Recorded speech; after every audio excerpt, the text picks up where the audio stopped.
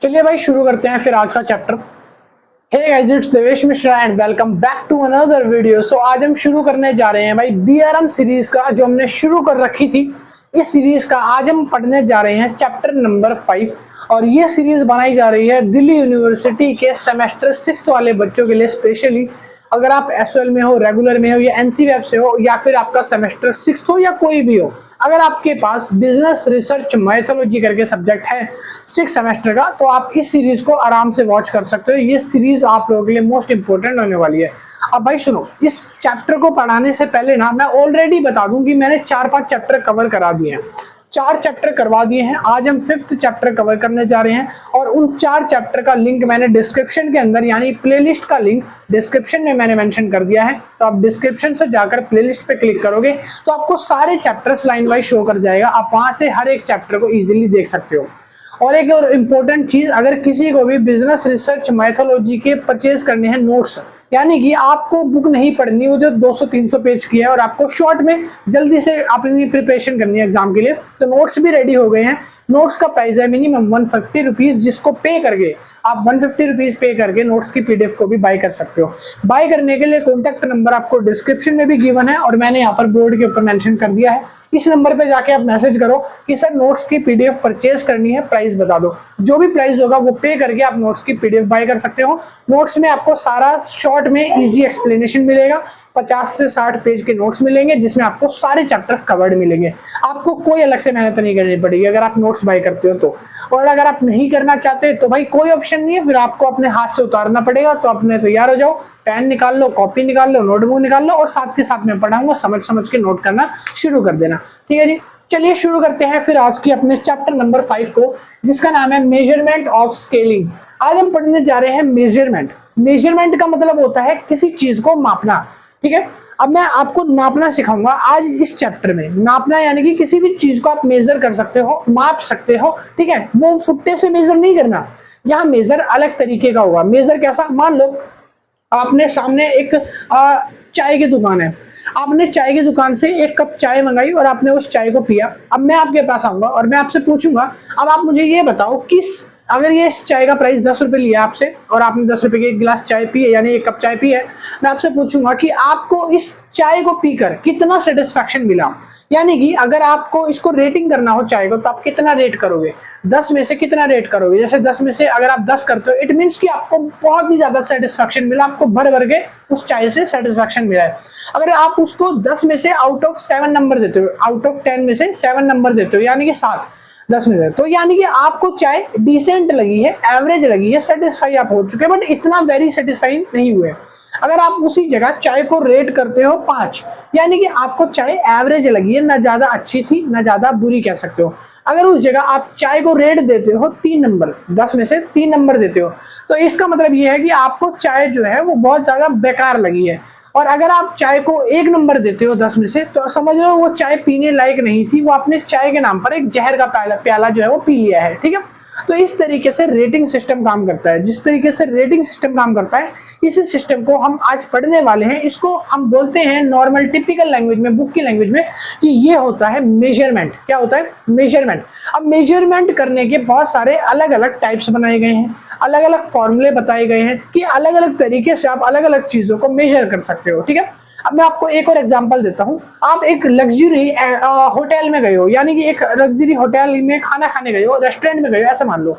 आप रेस्टोरेंट में गए, आपने खाना खाया, आपने वहां की सर्विसेज का भोग करा, कंज्यूम करा, आपने सर्विसेज कंज्यूम करी। अब मैंने आपसे पूछा कि मेरे को भी इस रेस्टोरेंट में जाके खाना है अपनी फैमिली के साथ, तो आप मेरे को सजेस्ट करो कि इस रेस्टोरेंट की वर्स्ट चीज क्या है और इस रेस्टोरेंट की सबसे गुड चीज क्या है, यानी कि अच्छी चीज क्या है। और आप ये भी रेट कर देना कि इस रेस्टोरेंट को आउट ऑफ 10 आप कितने मार्क्स देना चाहते हो, क्योंकि जो आपकी रेटिंग होगी उस रेटिंग के अकॉर्डिंग मैं अपना डिसीजन बनाऊंगा कि मुझे अपनी फैमिली को लेकर या अपनी गर्लफ्रेंड को लेकर या अपने भाई बहन को लेकर इस रेस्टोरेंट में जाना है या फिर नहीं जाना। तो मैं किस चीज के बेसिस पर डिसीजन लूंगा? आप लोगों के मेजरमेंट के ऊपर। तो यही तो है मेजरमेंट। अब आप मान लो बोलोगे कि मैं इस रेस्टोरेंट की सर्विसेज से वेरी वेरी वेरी सेटिस्फाइड हूँ, यानी कि मैं आउट ऑफ 10 में से आउट ऑफ 11 मार्क्स देना चाहता हूँ, इतने ज्यादा मार्क्स देना चाहता हूँ, मैं बहुत सेटिस्फाइड हूँ। तो मेरे को लगेगा कि ये A1 रेस्टोरेंट है और मेरे को भी सबको लेके जाना चाहिए ना। और अगर मान लो आप इसी जगह उस रेस्टोरेंट की रेटिंग को 7 या 6 नंबर देते हो, मुझे सोचने पे मजबूर होना पड़ेगा। फिर मैं सोचूंगा कि आपने इसको 7 नंबर दिया, मतलब कि डिसेंट सा है, एवरेज गुड है, ठीक है, बढ़िया है, ठीक है, तो मेरे को जाना चाहिए नहीं। अगर आप मान लो उसको रेटिंग करते हो कि ये वेरी पुअर है, इसकी सर्विसेज पुअर है, खाना अच्छा नहीं था, नमक कम था, ये है वो है, उसके अकॉर्डिंग आपका एक्सपीरियंस खराब रहा और आप इसको रेटिंग में नॉट सेटिस्फाइड देते हो, तो इसका मतलब है मेरे को सोचना पड़ेगा कि मेरे को यहाँ ले जाने से पहले सबको कि इसका रेटिंग जो है वो बहुत ज्यादा पुअर आया है, तो मैं इसको अवॉइड ही करूँ तो ज्यादा बेटर रहेगा, ठीक है। तो यहाँ पर मेंसुरेशन जो होता है यानी कि मेजरमेंट जो होता है वो पूरी तरीके से काम जो करता है वो इसी तरीके का काम करता है कि आपको यहाँ पर रेटिंग सिस्टम ज्यादातर देखने को मिलेगा। आज के बेसिकली चैप्टर में हम यही पढ़ने वाले हैं कि आज आप मेजरमेंट करना सीखोगे, किसी चीज को आप रेटिंग करना सीखोगे। जैसे कोई भी लड़का है, आप उसके ड्रेसिंग को देखकर रेटिंग कर सकते हो कि वो अच्छा होगा, बैड होगा, ठीक है। तो रेट करना आज हम सीखेंगे, इसको पूरा का पूरा चैप्टर बना दिया है मेजरमेंट ऑफ स्केलिंग, ठीक है। तो आज हम इस चैप्टर की शुरुआत करते हैं। सबसे पहले मैंने आपको इंट्रोडक्शन समझाया कि मेजरमेंट होता क्या है, आपको 2 एग्जांपल दिए, एक तो मैंने चाय वाला एग्जांपल दिया और फिर मैंने एक सेकंड एग्जांपल दिया,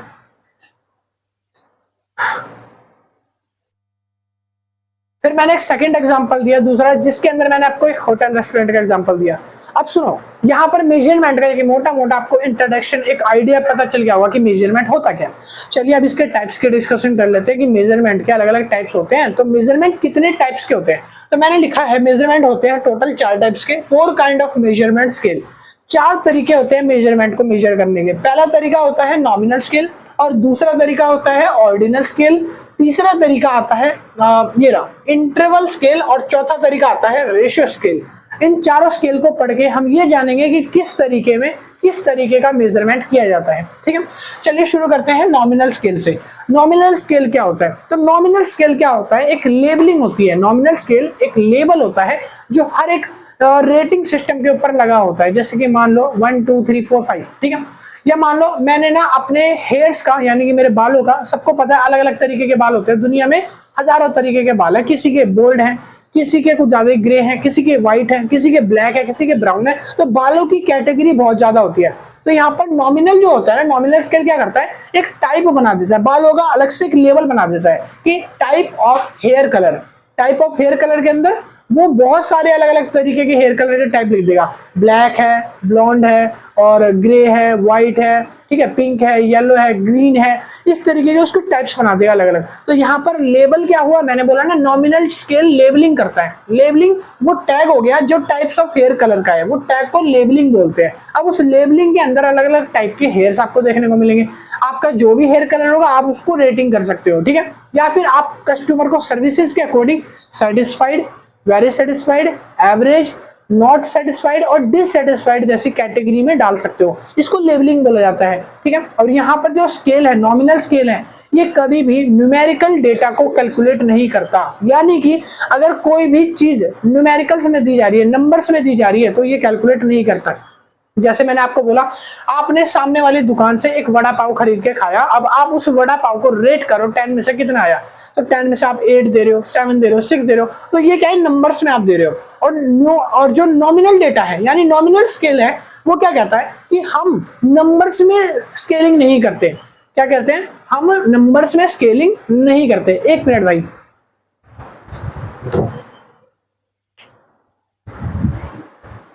हाँ, तो मैंने क्या कहा, अब आपको थोड़ी ज्यादा आवाज बेटर रहेगी, पंखा चल रहा था, मैं भूल गया था। हाँ, तो मैंने क्या बोला कि आपको नॉमिनल डेटा क्या सिखाता है कि आपको नंबर्स में लेबलिंग नहीं करनी। आपको क्या करना है, नंबर्स में लेबलिंग नहीं करनी, बाकी सारी चीज आप कंसिडर कर सकते हो। और एक चीज और, इसका कोई एक सिस्टमैटिक ऑर्डर नहीं होता, यानी कि आप इसको एक ऑर्डर में नहीं लगाते, ये आगे पीछे होते हैं डेटा। तो यहाँ पर मैंने डेफिनेशन लिखी है, categorise data without any order. ये क्या होते हैं, विदाउट एनी ऑर्डर, इसका कोई भी ऑर्डर नहीं होता, उसको बोलते हैं विदाउट एनी ऑर्डर। फिर लिखा रैंकिंग, कोई भी रैंकिंग नहीं होती, इसकी कोई भी रैंक नहीं होती। यानी कि अगर आप कोई मूवी देख के आ रहे हो तो आपको 3 मूवी दिखाई गई, ठीक है। मान लो आपको 3 मूवी में एक ब्रह्मास्त्र दिखा दी, एक पुष्पा 2 दिखा दी, एक बाहुबली 2 दिखा दी।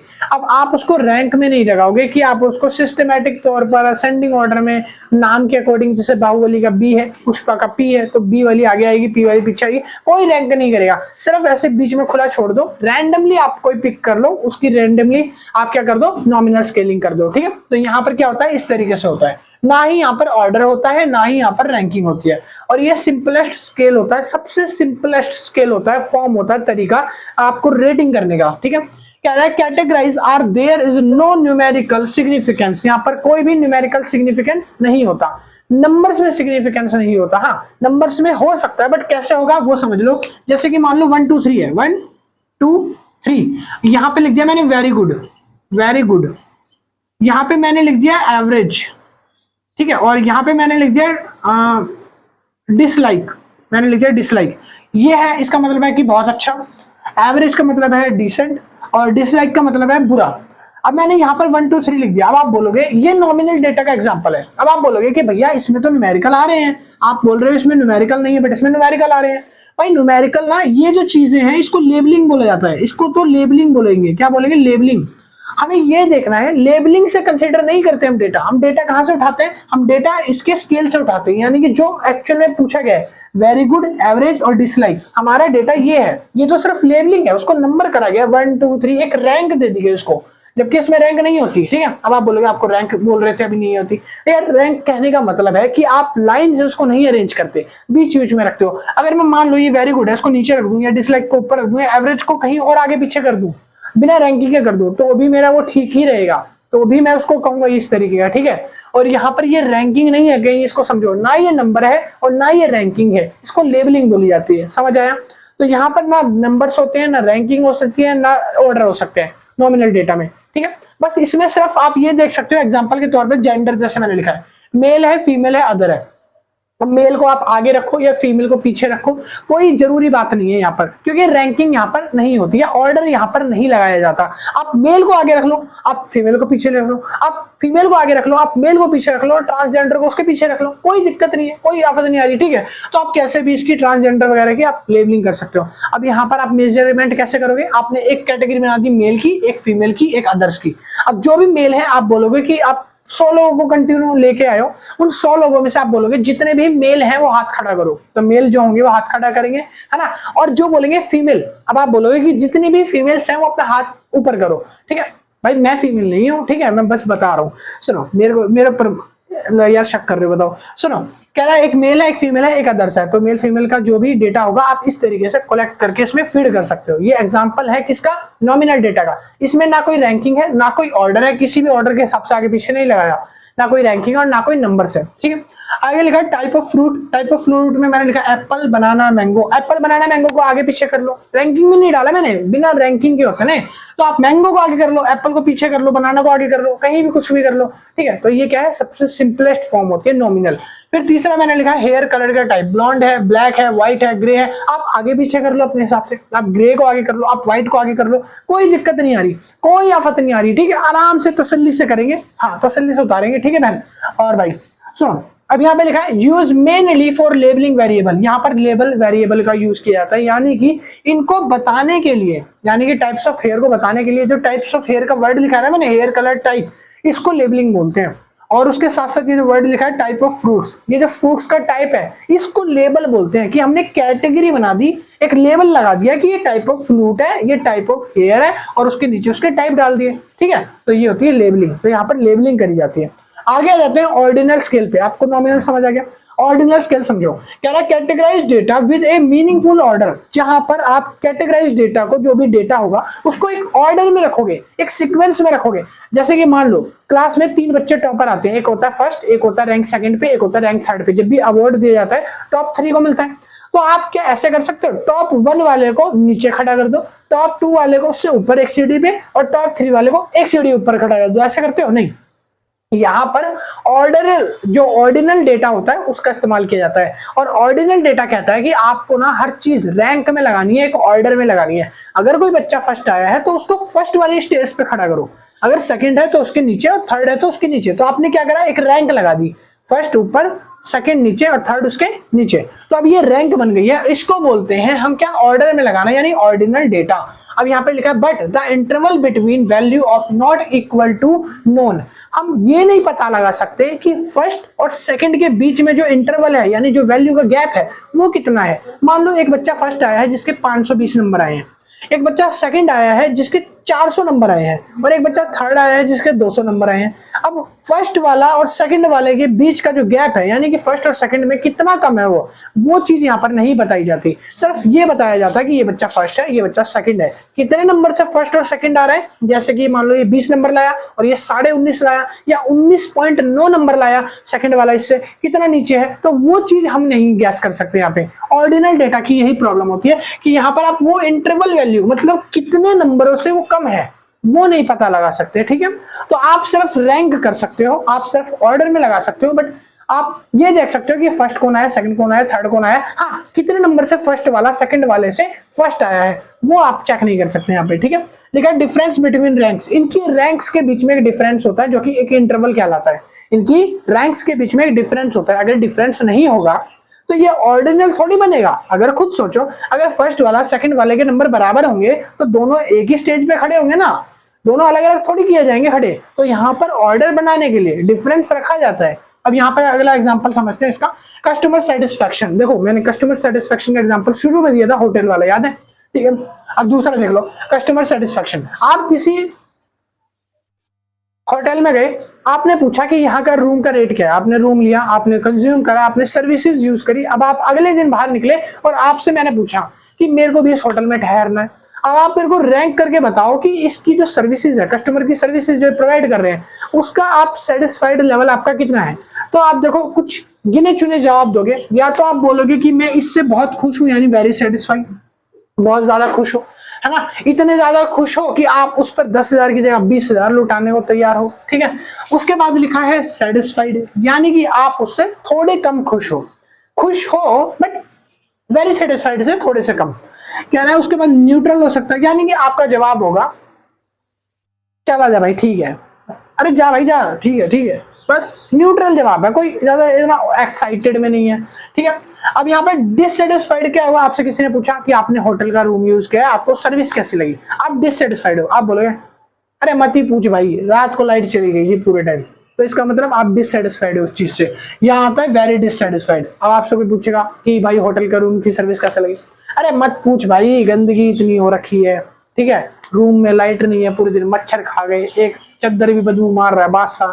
ठीक है, तो इस तरीके की जो सेटिस्फाइड होती है वो वेरी डिससेटिस्फाइड होती है, यानी कि आप किसी चीज को लेकर बहुत ज्यादा नाराज हो।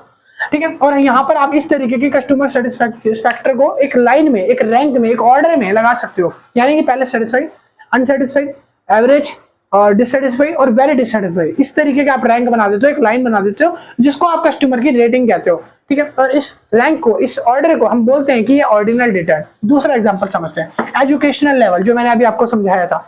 अगर कोई बच्चा मान लो हाई स्कूल में पढ़ रहा है और एक बच्चा है बैचलर डिग्री परस्यू कर रहा है और एक है मास्टर डिग्री परस्यू कर रहा है, तो यहाँ पर तीनों में डिफरेंस है, एक है हाई स्कूल में, एक है बैचलर डिग्री और एक है मास्टर डिग्री। यानी कि यहाँ पर एजुकेशनल लेवल के अकॉर्डिंग हमने क्या करा, एक रैंक बना दी। आप हो सकता है कॉलेज में हो, आप हो सकता है मास्टर्स परस्यू कर रहे हो सकता है आप स्कूल के स्टूडेंट हो ना, तो यहाँ पर क्या करा है, एक रैंक बना दी, या तो लोअर से अपर या तो अपर से लोअर। तो जो भी डेटा हम रैंक में कंसीडर करते हैं उसको ऑर्डिनल डेटा बोलते हैं। तो यहाँ पर लिखा है to show ranking and preference. हम रैंकिंग के हिसाब से और प्रेफरेंस के हिसाब से जो डेटा लाते हैं उसको हम ऑर्डिनल डेटा बोलते हैं। क्लियर है, समझ आया, पक्का आया ना? फिर मत बोलना अच्छे से समझ नहीं आया, ठीक है, लाइक भी कर देना। सुनो तीसरा पॉइंट, मजाक कर रहा हूं, तीसरा पॉइंट कह रहा है इंटरवल डेटा क्या होता है, यानी कि इंटरवल स्केल क्या होता है ये समझते हैं।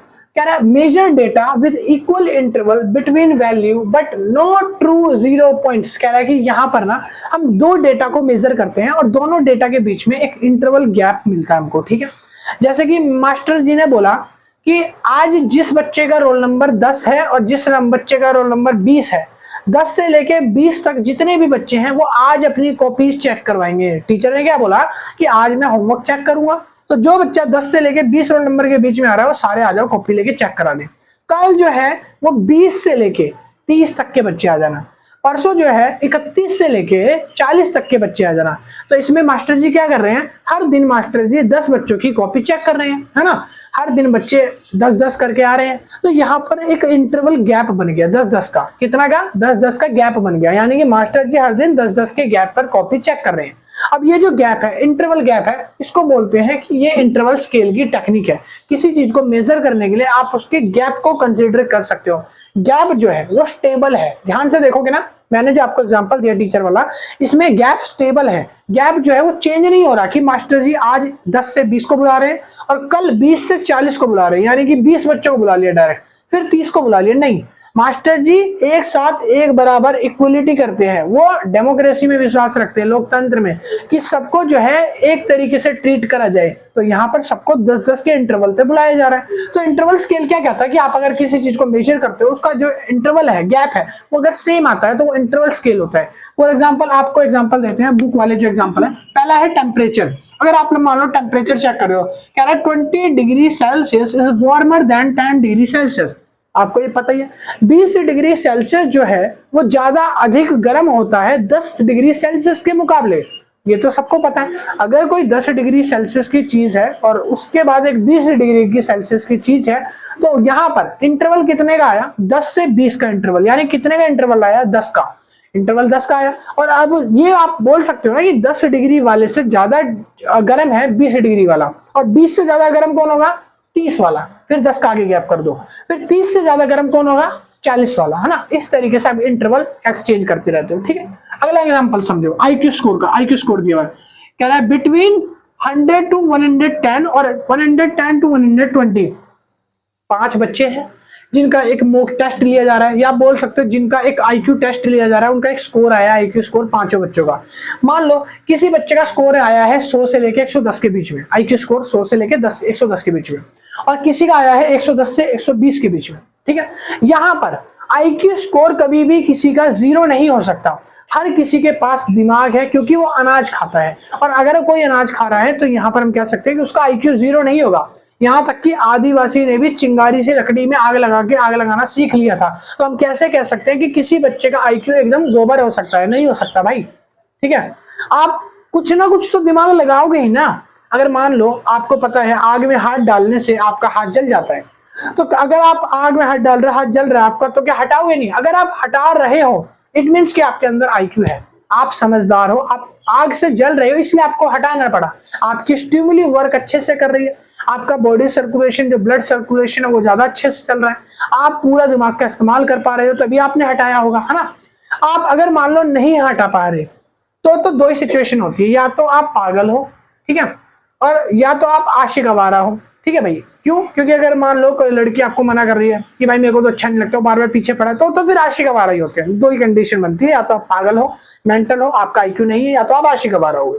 तो यहाँ पर बात करी जा रही है कि यहाँ पर इंटरवल स्केल में किसी का आईक्यू 0 नहीं होता, ठीक है। आप किसी को भी यहाँ पे 0 नहीं बता सकते। तो आईक्यू अगर आपका 100 से 110 के बीच में है, इट मीन्स आपको 100 से 110 के बीच में कुछ भी हो सकता है, हमें नहीं पता, आई डोंट नो, ठीक है, कि आपका 111 हो, 112 हो, 113 हो, 114, 115 हो, कितना होगा मुझे नहीं पता, बट 0 नहीं होगा। और गैप कितना है? 10 का। और इसी तरह से अगले में भी गैप कितने का? 10 का। 110 से 120, अगले में भी गैप क्या है? 110 से 120, 10 का गैप है।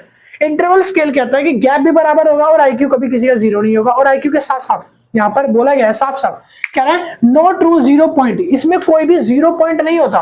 ऊपर डिग्री टेम्परेचर में देख लो, 20 डिग्री 10 डिग्री लिखा है। अगर मान लो 0 डिग्री हो गया, क्या टेम्परेचर तापमान गायब हो जाएगा क्या? अगर 0 डिग्री हो गया, अगर मान लो इंडिया का टेम्परेचर, अभी भारत का, दिल्ली का टेम्परेचर हमारे यहाँ का 0 डिग्री हो जाता है, तो क्या गर्मी गायब हो जाएगी? ठंडी बिल्कुल बढ़ी जाएगी। 0 डिग्री होने पर भी एक तापमान तो बना रहेगा ना, या तो गर्म या तो ठंडा, कुछ तो रहेगा ना। 0 मतलब खत्म, कुछ नहीं हो जाएगा ना। तो वो कह रहा है कि 0 नहीं होता कभी भी इंटरवल, ठीक है। लिखा है when equal interval are important but 0 does not means absence।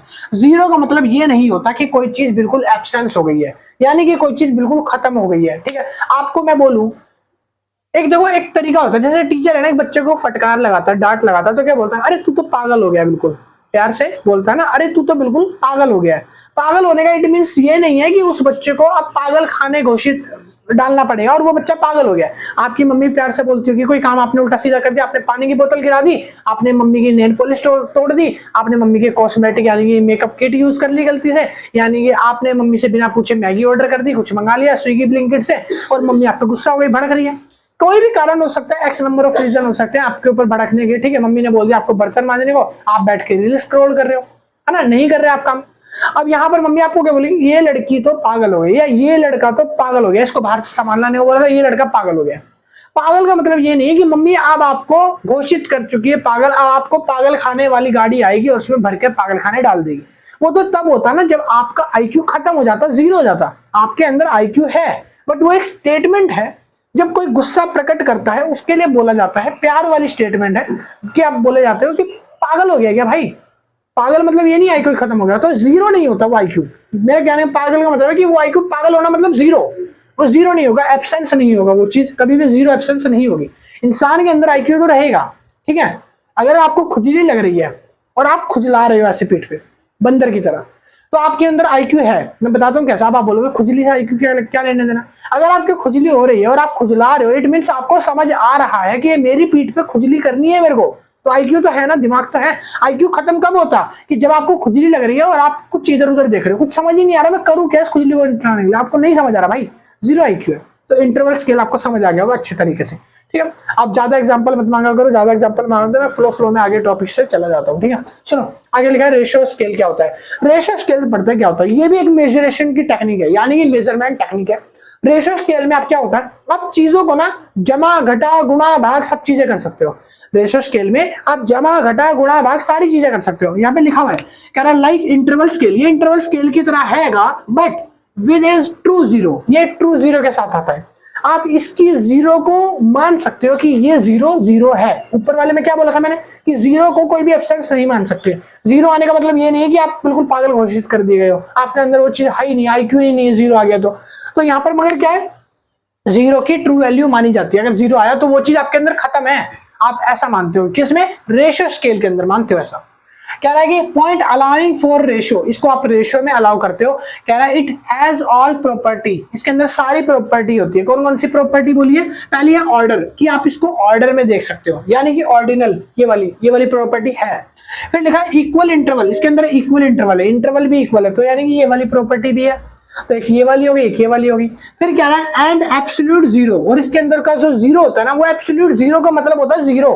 अगर रेशियो स्केल में यानी कि इसमें बोल दिया गया कि आप जीरो हो तो आप जीरो हो, एब्सोल्यूट जीरो हो, आपको उस जीरो की जगह समझ लेना है कि आप कुछ नहीं हो, नथिंग, जीरो। समझ आई कैसे, एग्जांपल समझो। अब आप बोलोगे कि यहाँ तो आपने जीरो बताया कि जीरो कुछ होता ही नहीं है, जीरो तो एक स्टेटमेंट है ही नहीं, पागल कोई होता ही नहीं, आईक्यू किसी का कम होता ही नहीं। हाँ, बट इसमें क्या है, जीरो जीरो होता है, ऐसा मानो। कैसे, कह रहा है वेट, अब आपका वेट ले लो, वजन। अगर मैं बोलूं आपका वेट 0 kg है, इट मीन्स आप एग्जिस्ट ही नहीं करते ना, क्योंकि आपका वेट 0 है। आप तराजू पे अपना वेट तोलोगे, या तो आप चीटी हो, चीटी का वेट नहीं आता, चीटी जैसे हो। आपका वेट अगर 0 आया, इट मीन्स आप नहीं हो, प्रेजेंट नहीं हो। आपका अगर अभी वेट तुलवाओगे तो हो सकता है 90 किलो निकले, 150 किलो भी निकल जाए, है ना। तो आप प्रेजेंट हो तो अभी तो आ रहा है इतना वेट, अगर नहीं आता तो आप 0 होगा, नहीं हो कुछ भी। ठीक है, तो यहाँ पर 0 की वैल्यू होती है। क्या ना, उसके बाद 0 kg, यानी 0 kg अगर वेट आया, इसका मतलब है मीन्स नो वेट, कि आपका कोई वेट नहीं है, आपका कोई एग्जिस्टेंस नहीं है, मौजूदगी है ही नहीं आपकी, आप यहाँ प्रेजेंट ही नहीं हो। जैसे अभी आप सुन रहे हैं मेरी वीडियो, मगर आप प्रेजेंट ही नहीं हो, आप काम ही नहीं कर रहे हो, आप नोट ही नहीं कर रहे हो। ठीक है, प्रेजेंट होकर भी प्रेजेंट नहीं हो, क्योंकि दिल दिमाग में तो बाबू सोना बसा है। देखो बाबू सोना का नाम लिया तो देखो कैसे काटने आ रही है। सुनो आगे अगला पॉइंट क्या लिखा है, 20 kg is heavy twice than 10 kg, यानी कि 20 किलो जो है वो 10 किलो से ज्यादा होता है, आपको होता है। अब आप बोलोगे ये कोई बताने वाली चीज है, ये कोई बताने वाली चीज है। आगे अगला पॉइंट है हाइट। हाइट क्या है, 0 सेंटीमीटर। अगर मैंने बोला किसी की हाइट 0 सेंटीमीटर है, क्या वो आदमी या कोई जो चीज है वो होगी या नहीं हो सकती, नहीं होगी भैया। 0 बोल दिया ना, नहीं है। क्या चीटी नहीं होती, 0 सेंटीमीटर छोटी होती है ना बहुत, 0 से तो बहुत ज्यादा होगी, सेंटीमीटर तो बहुत बड़ा हो गया, 0 नहीं है, वो एग्जिस्ट ही नहीं करती। ठीक है, फिर यहाँ पे लिखा नो हाइट। अगर आपको 0 बोल दिया गया तो आपकी नो हाइट, कोई हाइट ही नहीं है। अगर आपका 0 IQ बोल दिया गया तो आपका IQ ही नहीं है। बट यहाँ पे IQ को कंसीडर किस में किया जाएगा, इंटरनल में किया जाएगा, क्योंकि IQ 0 होता ही नहीं है। समझे, खुजली तो करोगे है ना, या मच्छर काटेगा थप्पड़ तो मारोगे, IQ है ना, समझ आ रही है ना कि मच्छर काट रहा है। सुनो इनकम, इनकम जीरो है आपकी, इनकम जीरो है आपकी, इट मीन्स की इनकम नहीं है, नो इनकम। जीरो इनकम वाला अच्छा होता है कि ज्यादा इनकम वाला अच्छा होता है? ज्यादा इनकम वाला। कह रहा अगर किसी की इनकम $1000 है, अगर किसी की इनकम $1000 है, यानी अब बोल रहे $1000, अगर आप बताओ $1000 इनकम है, आपके हिसाब से वो अच्छा है कि बुरा है? अब आप बोलोगे बुरा है। $1000 पता है कितना होता है? आज का रेट कितना है? 85.26 है आज का रेट, ठीक है, और वो भी फ्लक्चुएट होता रहेगा। तो आज मैंने चेक किया 85.26 है। अगर मान लो उसके हिसाब से आप देखोगे तो 85,000 रुपए कमा रहा है कोई बंदा, कैसे गंदा हो सकता है? ठीक है, यहाँ पर लिखा है एज मच एज $500, ये $500 से तो ज्यादा ही हुआ ना, अधिक तो हुआ ना। तो यहाँ पर आप उसको कैलकुलेट कर सकते हो न्यूमेरिकल्स में आराम से। तो ये सिखाती है हमें रेशियो स्केल। रेशियो स्केल क्या कहती है? पहली चीज तो कि कोई भी चीज जीरो होती है तो होती है, और रेशियो स्केल क्या कहती है कि आप किसी भी चीज को ऑर्डर में रख सकते हो, रैंक में लगा सकते हो, इंटरवल गैप चेक कर सकते हो, साथ ही साथ उसको ऐड, जमा, घटा, गुणा, भाग कर सकते हो। ये रेशियो स्केल्स कहती है, ठीक है। अब इसके आगे के पॉइंट्स में और लिखवाने वाला हूं, तो अभी आप स्क्रीनशॉट ले लो या इसको उतार लो, बहुत अच्छा।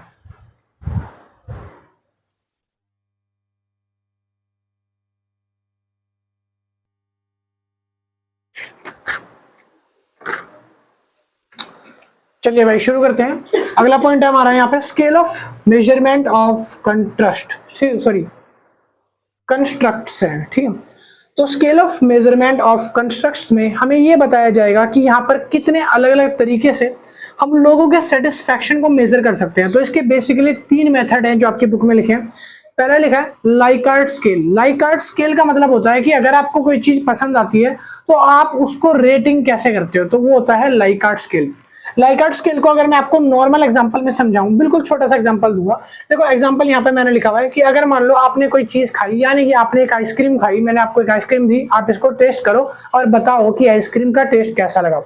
आपने आइसक्रीम को खाया, आपने अगर बोला नंबर 1 चूज करता हूं मैं, नंबर 1 का मतलब है स्ट्रांगली डिसएग्री, यानी कि आपको वाहियात आइसक्रीम लगी सबसे ज्यादा, इतनी बेकार आइसक्रीम आपने जिंदगी में नहीं खाई। दूसरा, अगर आप सेकंड चूज करते हो इसका मतलब है डिसएग्री, कि आपको आइसक्रीम बिल्कुल अच्छी नहीं लगी। तीसरा, अगर आप न्यूट्रल चूज करते हो तो आपको आइसक्रीम बहुत एवरेज भी नहीं लगी, आपको ठीक ठाक लगी, मतलब आपने काम चला लिया, खा लिया, मगर वो इतनी ज्यादा बढ़िया नहीं थी, ठीक है।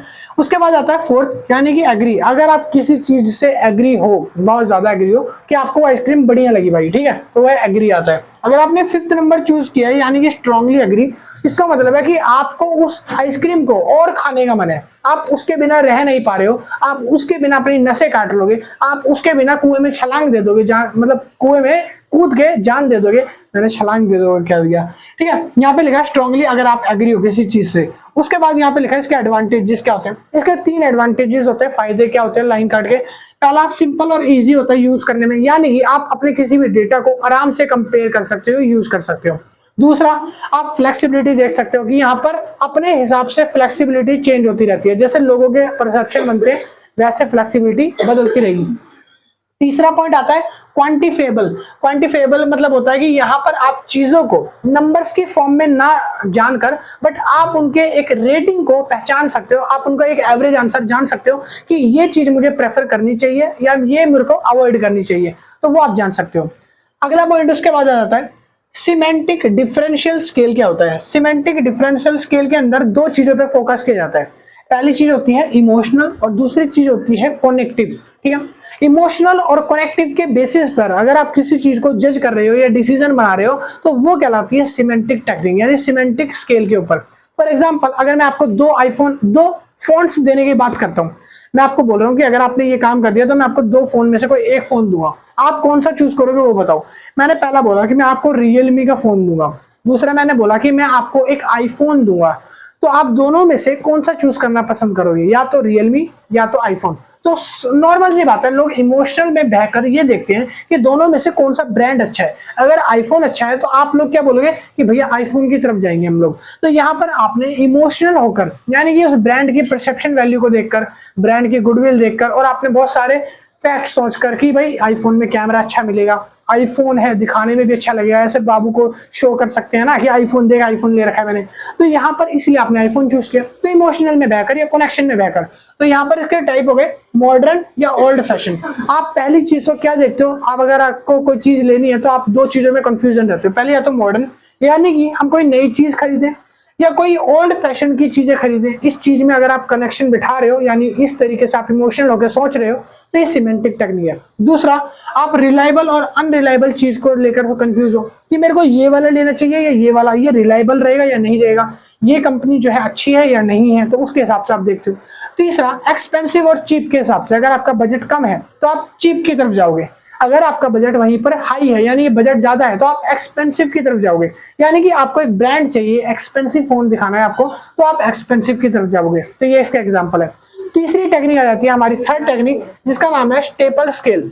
स्टेपल स्केल का मतलब क्या होता है, यहाँ पर आप रेटिंग जो होती है वो एक सिंगल एडजेक्टिव के हिसाब से करते हो। यहाँ पर या तो आप किसी पॉजिटिव की तरफ भागोगे या तो आप किसी नेगेटिव की ओर भागोगे। तो यहाँ पर दो ही चीज होती है, यहाँ पर आपके एक रिलेशनशिप देखा जाता है कि या तो आप पॉजिटिव की तरफ आपका फेवर होगा या आपका फेवर नेगेटिव की तरफ होगा, कोई एक तरफ होगा आप भागोगे जो, ठीक है। एडजस्टेंट यानी कि सिंगल की तरफ आप भागते हो। तो यहाँ पर लिखा है एग्जांपल के तौर पे, मैंने एक लिखा है फ्रेंडली, एक बच्चा है उसके साथ आपको क्या रिलेशन फील होता है अपना, तो वो आपको यहाँ पे रेट करना है। मान लो कोई भी एक रैंडम सा स्ट्रेंजर बच्चा मैंने लाके खड़ा कर दिया, अब आपसे पूछ रहा हूँ कि आप इस बच्चे को रेट करो कि आप इस बच्चे को अपने साथ रखना चाहोगे या नहीं रखना चाहोगे। तो ऑब्वियसली अगर बात है, अगर आपका वो बच्चा जो है फ्रेंडली नहीं होगा, यानी कि आप उसको नहीं जानते, वो एक स्ट्रेंजर है, तो आप उसको क्या बोलोगे कि extremely not at all friendly, -5 rating दे दोगे। -5 का मतलब कि आपको वो बच्चे से कोई कनेक्शन बिल्ड नहीं हो रहा और आप उसको नहीं चाहते कि वो आपका दोस्त बने, -5। अगर आप उसको 0 देते हो, यानी कि इट मींस की चांस है, न्यूट्रल है, ज्यादा बुरा भी नहीं है, वो ज्यादा अच्छा भी नहीं है, आप रखना भी नहीं चाहते और ना उसको अवॉइड कर रहे, न्यूट्रल है, बातचीत थोड़ी बहुत कर ली, ठीक ठाक है। अगर आप उसको रेटिंग करते हो +5 में, यानी कि आप उससे दोस्ती बनाना चाहते हो, आप एक्सट्रीमली फ्रेंडली रिलेशन मानते हो उस बच्चे के साथ, आपको उसके साथ बहुत सारी जिंदगी के वादे निभाने हैं, आपको बहुत ज्यादा प्यार आता है, ठीक है, बहुत अच्छा लगता है, तो इस तरीके का अगर फ्रेंडशिप अगर आपका है तो वो फ्रेंडली रिलेशनशिप में +5 में आता है, यानी कि एक्सट्रीमली फ्रेंडली रिलेशनशिप कुछ ज्यादा ही है।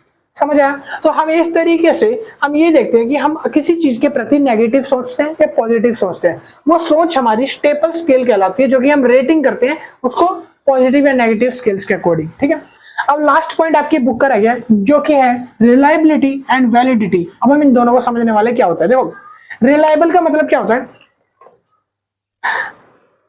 रिलायबल का मतलब आप इस तरीके से समझो, कोई भी चीज जिस पर आप एक से ज्यादा बार विश्वास कर सको वो रिलायबल कहलाती है।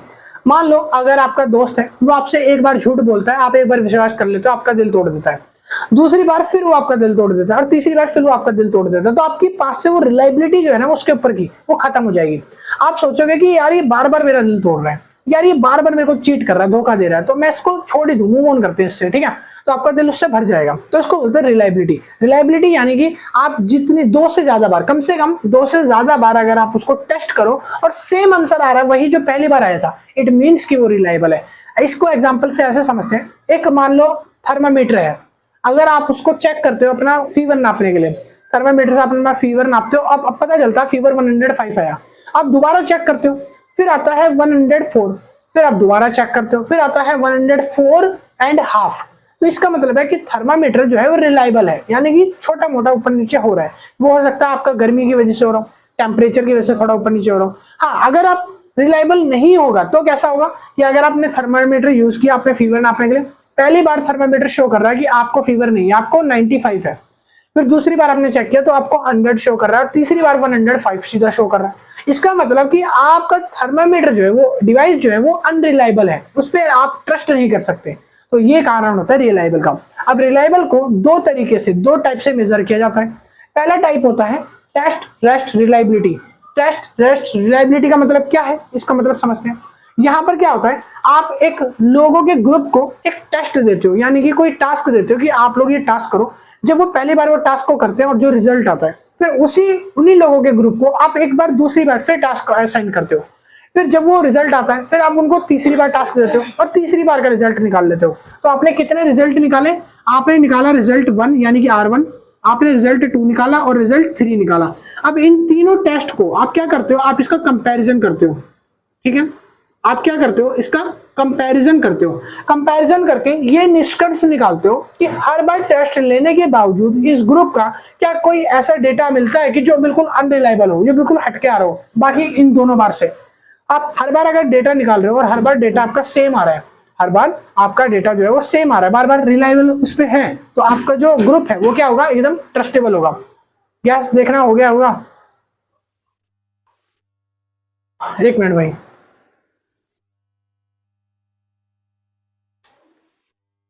कोई नहीं, छोटी सी प्रॉब्लम छोड़ो।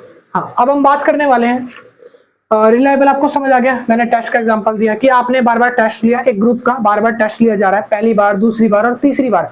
अगर तीनों बार के डेटा सेम आ रहे हैं तो ज्यादा डिफरेंस नहीं देखने को मिल रहा है, एक मेजर सा डिफरेंस देखने को मिल रहा है। मान लो पहली बार जब टेस्ट लिया तो 20 आया, दूसरी बार टेस्ट लिया तो 19.8 आ रहा है और तीसरी बार टेस्ट लेने पे 20.2 आ रहा है। तो इसका मतलब है कि डेटा जो है वो रिलायबल है, स्टेबल है, मान सकते हो। हाँ, अगर मान लो ये डेटा पहली बार 20 आता है और दूसरी बार 15 आता है और तीसरी बार 10 आ रहा है, तो इसका मतलब है कि यहाँ पर रिलायबिलिटी खत्म है और यहाँ पर रिलायबिलिटी है। ठीक है, इस पे आप रिलायबल बन सकते हो, विश्वास कर सकते हो ऊपर वाले पे, मगर नीचे वाले पे नहीं कर सकते। समझ आया। दूसरा टाइप आता है इंटर-रेटर रिलायबिलिटी। इंटर-रेटर रिलायबिलिटी, यहाँ पर क्या होता है कि बार बार टेस्ट नहीं लिया जाता, यहाँ पर 2-3 ऑब्जर्वेशन के लिए जज बिठाए जाते हैं। मान लो एक कंटेस्टेंट का टेस्ट लिया जा रहा है, उस टेस्ट को लेने के लिए आपको 3 जज आपके सामने बिठाए गए हैं। अब तीनों जज जो है सेम सिचुएशन को अपने अपने पर्सपेक्टिव से देख रहे हैं, अलग अलग उनके विचारधारा हैं, अलग अलग सोच समझ बुद्धि IQ उनका अलग अलग है। तो अब वो पहला जज जो है वो आपको देखेगा, चेक करेगा कि उनके स्कोर क्या है, वो अपने हिसाब से स्कोर देगा। ठीक है, आपने India got talent, super dancer बहुत बार देखा होगा। पहला जज जो है मान लो 10 में से 9 रेटिंग कर देता है। अब आपका दूसरे जज ने बोला कि मैं इसको दूंगा 8 नंबर और तीसरा बोलता है कि मैं इसको दूंगा 9.5। ठीक है, इस तरीके से तीनों की रेटिंग आई। आपको जज करने के बाद तीनों जज ने अपना निर्णय बता दिया, रेटिंग बता दी कि हम इसको 9 रेट देंगे, हम इसको 8 देंगे, हम इसको 9.5 देंगे। अब इन तीनों में से ये देखा जाएगा कि जो एवरेज डेटा है, यानी कि जो रिलायबल डेटा है, तीनों का एवरेज बराबर आ रहा है। अगर ज्यादा ऊपर नीचे नहीं है, तीनों की सोच एक जैसी है जजों की या जो आपको जज कर रहे हैं उन लोगों की, तो आप उसमें रिलायबल में कैटेगरी में आ जाओगे।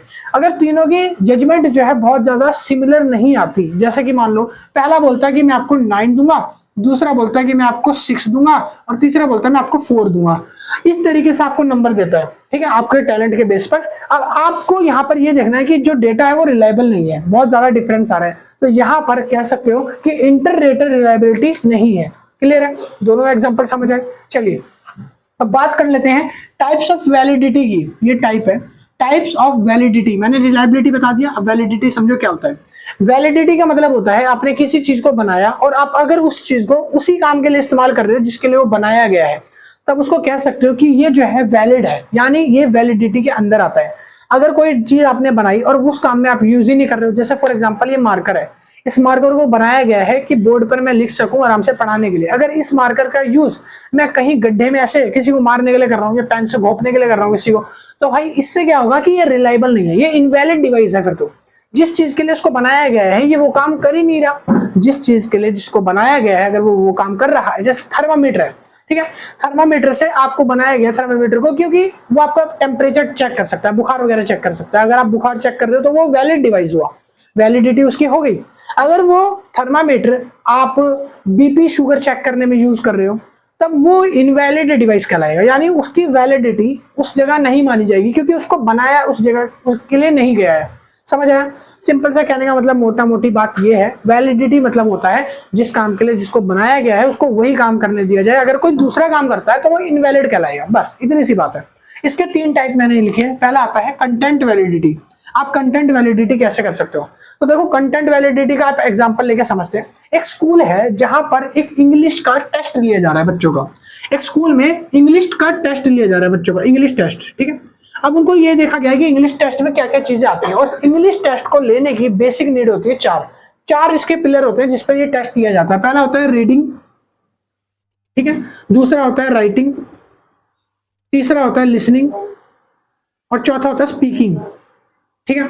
अब मान लो जो टेस्ट के इन्विजिलेटर हैं जिन्होंने टेस्ट को कंडक्ट करवाया, उन्होंने क्या करा कि टेस्ट के अंदर रीडिंग सेक्शन डाल दिया, राइटिंग डाल दिया, लिसनिंग डाल दिया, बट स्पीकिंग नहीं डाला। अब इंग्लिश का टेस्ट ले रहे हो तो सारी चीजें होना मैंडेटरी है। अब उन्होंने क्या करा, टेस्ट में रीडिंग डाल दिया, राइटिंग लिसनिंग डाल दिया, बट स्पीकिंग का सेक्शन नहीं बनाया, स्पीकिंग का टेस्ट नहीं लिखा कि स्पीकिंग का टेस्ट हुआ। तो यहाँ पर इस टेस्ट को हम बोल सकते हैं कि वैलिड नहीं है। ये क्या है? नॉट वैलिड, वैलिड नॉट, ठीक है, ये नॉट वैलिड हो जाएगा, ये वैलिड नहीं है, क्योंकि सारी चीजें होना मैंडेटरी है। जिस चीज के लिए आप टेस्ट ले रहे हो वो चीजें ही ना हो उसमें। जैसे मैंने थर्मामीटर का एग्जांपल दिया, आप थर्मामीटर को बीपी में, शुगर में यूज कर रहे हो तो वो वैलिड ही नहीं है, क्योंकि वो उस डिवाइस के लिए बना ही नहीं है। तो ऐसे ये टेस्ट जो है ढंग से बना ही नहीं है, तो ये क्या हो जाएगा, नॉट वैलिड हो जाएगा। ये एग्जाम्पल किसका है, ये एग्जाम्पल है कंटेंट वैलिडिटी का। दूसरा एग्जाम्पल पढ़ते हैं। दूसरा पॉइंट आता है कंस्ट्रक्ट वैलिडिटी। क्या बोला मैंने, कंस्ट्रक्ट वैलिडिटी, यानी कि जो भी चीजें आप बना रहे हो, जो भी चीज आप यूज कर रहे हो, ठीक है, वो एकदम वैलिड होनी चाहिए, टाइमली उसके जो डिफरेंस होने चाहिए, जो भी उसका रिजल्ट आएगा वो एक वैलिड रिजल्ट होना चाहिए, उसका रिजल्ट ज्यादा चेंज नहीं होना चाहिए। फॉर एग्जांपल, अगर मान लो आपने एक सेमेस्टर में एक बच्चे का टेस्ट लिया, एक सेमेस्टर में मान लो सेमेस्टर 1 और सेमेस्टर 2 में एक बच्चे का टेस्ट लिया, उसमें उसके बच्चे के 90 मार्क्स आए हैं।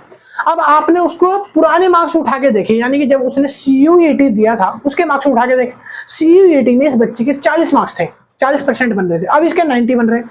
आप इसमें कनेक्शन लिंक देखते हो कि एक लिंक बन रहा है, पहले इसके CUET में 40 आ रहे हैं, अब 90 कैसे ले आए, या तो नकल मारी होगी। अगर नकल मारी है तो ये वैलिड नहीं है, नॉट वैलिड हो जाएगा। अगर उसके पुराने वाले मार्क्स अभी के सेमेस्टर के मार्क्स से थोड़ा लिंक कर रहे हैं, अगर मान लो पहले 85% लाया था, अब 90 लाया है, तो इट मीन्स कि एक रिलेशन बन रहा है कि बच्चा पढ़ा लिखा है, अच्छे मार्क्स ला रहा है, हर बार अच्छे ही लाता है। कोई पुराना इतिहास अगर उठा के देख रहे हो तो उसमें गंदे मार्क्स नहीं आए इसके, ठीक है, तो ये रिलायबल होगा। बट अगर ऐसा है कि मार्क्स पहले गंदे आ रहे हैं, अब एकदम से अच्छे आ गए, तो भाई कुछ तो घपला है, तो यहाँ पर रिलायबिलिटी खत्म हो जाती है, यानी कि वैलिडिटी यहाँ पर खत्म हो जाती है।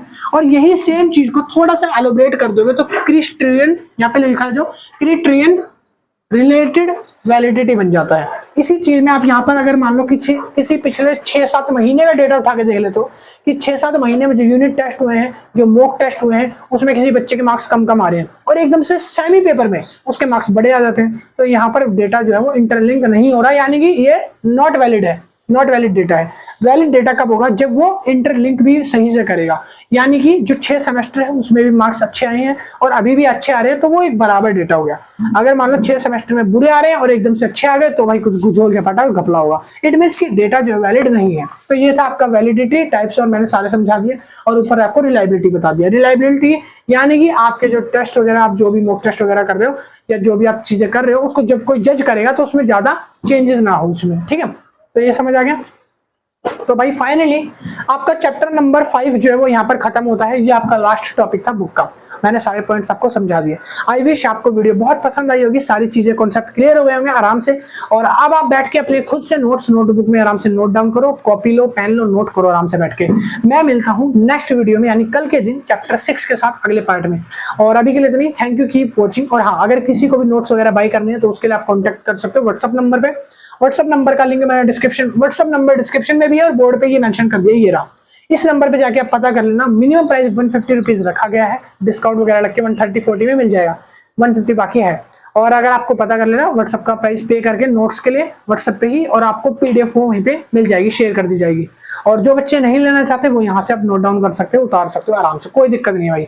और इससे अगला चैप्टर जल्दी आएगा, यानी कि कल आ जाएगी वीडियो। और अगर किसी को कोई डाउट है कमेंट कर देना, और नीचे हमारे टेलीग्राम, इंस्टाग्राम वगैरह के ग्रुप्स के लिंक भी दिए रहते हैं डिस्क्रिप्शन में, वो भी देख लेना। और इसके पहले के चैप्टर नहीं देखे तो डिस्क्रिप्शन में प्लेलिस्ट का लिंक डाल दूंगा, सारे चैप्टर पहले के 4-5 चैप्टर मैंने अपलोड करे हैं प्लेलिस्ट में, सारे वो भी देख लेना, एग्जाम के लिए बेस्ट रहेगा। चलिए जी, bye bye, tata, thank you.